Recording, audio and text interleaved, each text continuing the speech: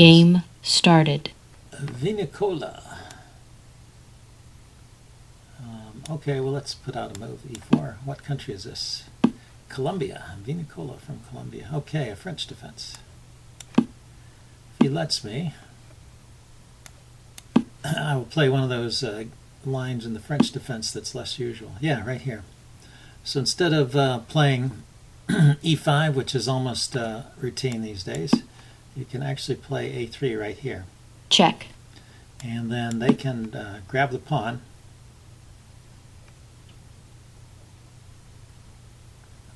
D takes, and then they didn't do it. Okay, so after D takes, e4, and you have queen to g4, and that forks this pawn and this pawn. So you get your pawn back. But he went for c4, so what can I do here? He went for c5 rather. I can take or push. I guess pushing is be more in the spirit of the French, so more like a typical Winawer French. I can still play queen g4, I guess, depending on where he puts the knight. So we just transposed into a regular Winawer.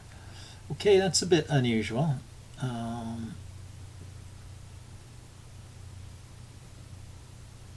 Yeah, queen g4 is still playable here. If you're going to move the queen in this position, normally queen c7 to defend the g-pawn with the move like f5 is played. The other way of playing is knight to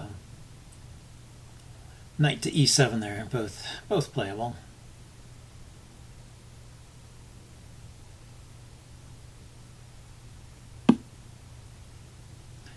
So I wonder what the difference is. Normally it's the knight here and the queen there, and then I take. And then there's an exchange, and he wins a pawn here. But normally his queen is on the c-file, and it's not on this diagonal, it's on this diagonal. I'm going to try taking the pawn anyway. I don't see immediate refutation. And he gets, I win 2 pawns, and he gets a pawn back here. And now I could come back immediately with the queen. This pawn is not loose, unlike in some other lines. He's not threatening to take here, which is what happens also in other lines. So I could go with knight e2, defending the c3 pawn, leave the queen there for the moment.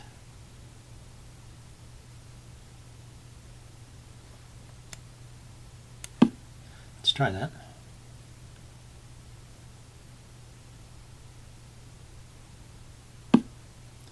Okay, he brings his knight out, attacking here.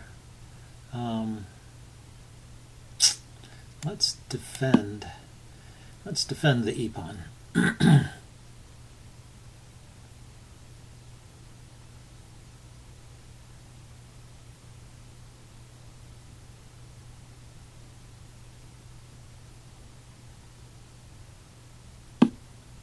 So he takes. So the question is, should I leave the pawn there or should I take it?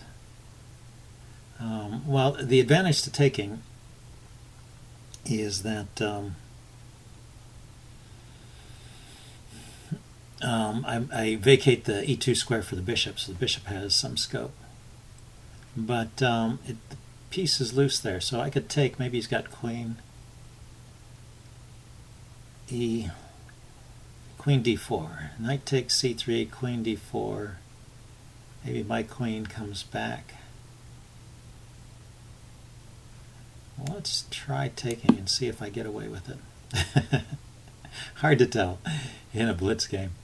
You can calculate more deeply in a long game. Oh, he's just leaving it there. Okay, so my pawn on g2 is loose if I move the bishop. And I can't move my king to f2.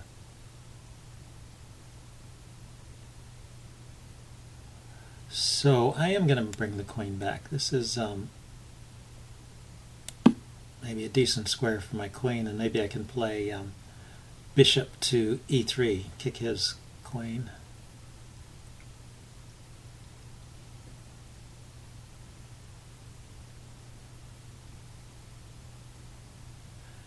And then my king could go to f2. Might be better over there. I suppose I could just play g3 and not have to worry about the g-pawn all the time. Okay, but if I kick his queen, where is he going? Back? He can go back, or he can go forward. Here. Oh, none of that looks too scary. The queen could actually come right into b2, but I can play rook b1 in this open file. Maybe I should play rook b1 first, taking advantage of the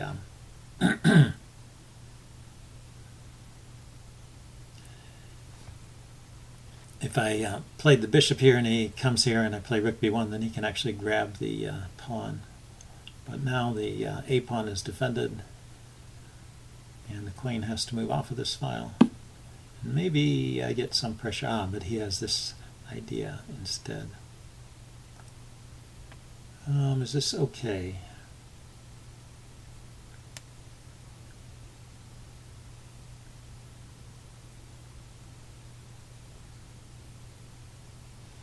Okay, if I have a great move with the queen, I will play it, but I don't see it.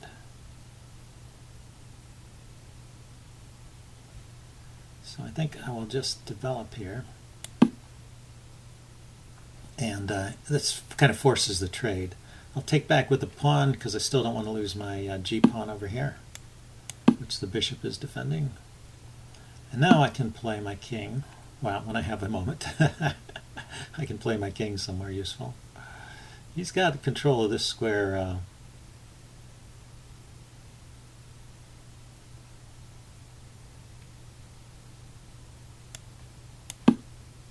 He has control of the d4 square, a bit annoying. Yeah, I think I'm going to have to play g3.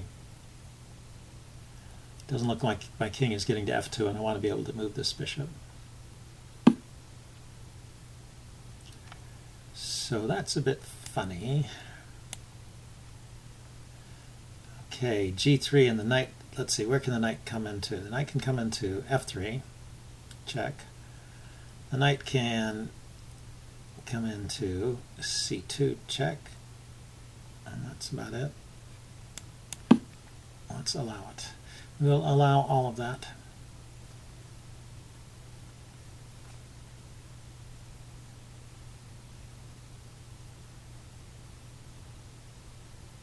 And he's opened up a file towards his own king, so.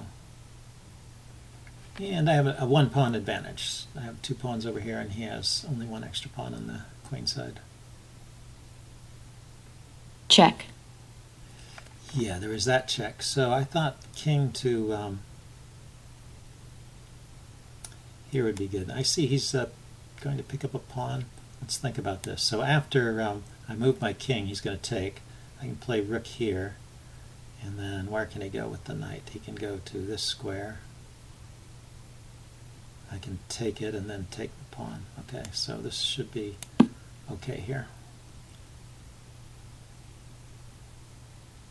It's not like I'm trapping his knight or anything, but I can at least get a pawn back and maintain my 1 pawn advantage.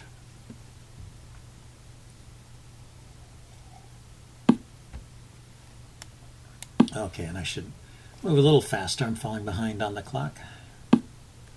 Yeah, so I thought takes, bishop takes, and then I grab the pawn. Yeah, it's better. I was thinking maybe I could push first. But let's just go ahead and take this. Oh, he can do this funny thing where he tries to trap my rook with bishop to a6.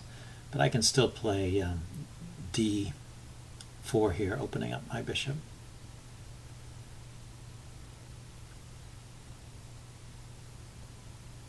Or deliver the check and just trade off a rook.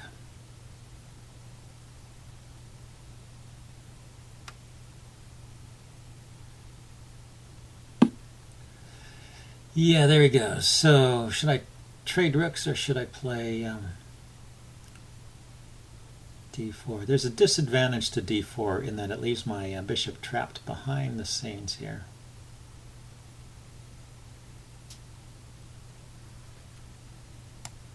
Check.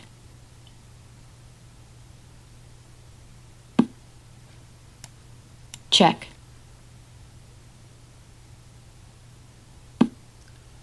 So I thought what I would do is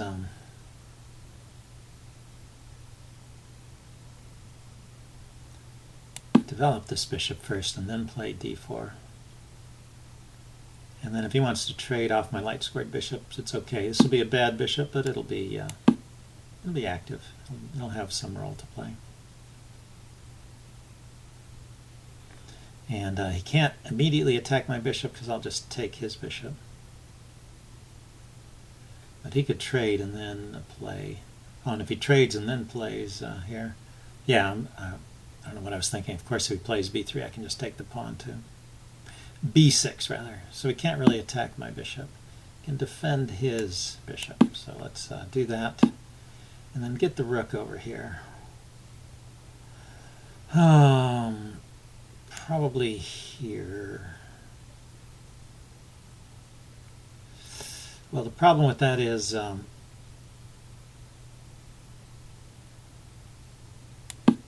there's this rook check trying to win the h-pawn. So I need to have the move c2 here to defend against the rook check. Rook c2.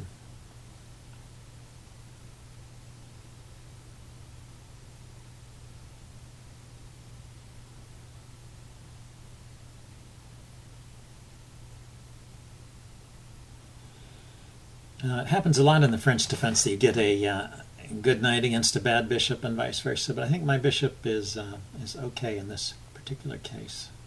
It's not such a bad bishop.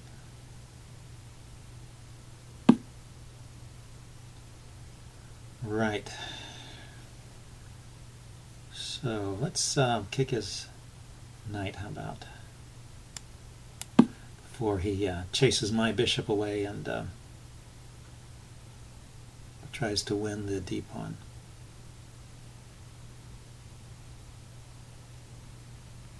I think here he might have had the idea, if we back up, maybe he could have played b6 right there, tried to win this pawn. That might have been good. Okay, but he didn't play that way. So, well, can I just take the minor pieces off and go for the endgame? This is probably a better endgame for me.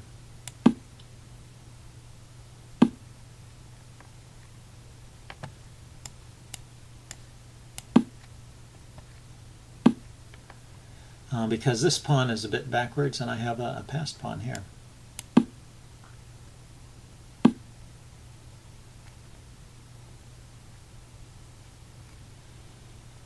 So if I take, I have the case of one pawn holding back three pawns,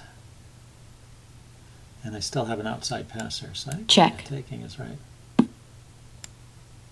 And just bring my king forward, slowly run him out of moves. Neither pawn can really advance without sacrificing. This king doesn't have a lot of moves. Check.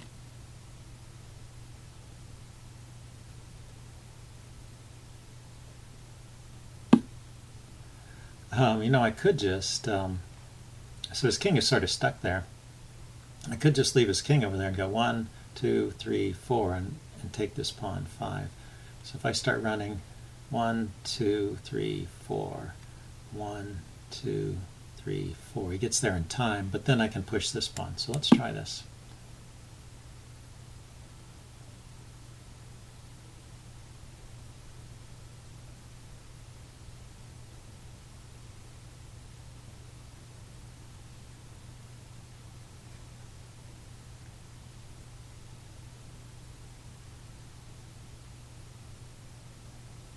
Got to work both sides of the board because the king can't be two places at once. If the king could hold these pawns up and defend these pawns, then it could be a draw, but he can't do both, so should be a win.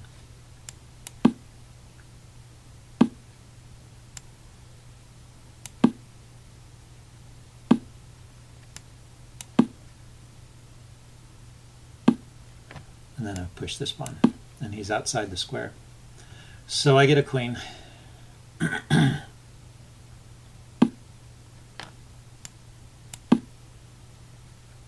Doesn't really help. Those breakthroughs weren't working for him. Sometimes, I mean, that's black's only hope is Black to try and resigns. go for a breakthrough of some kind, but it's not working. Okay, good game. I will upload this and do a post-mortem. See you guys later. Bye.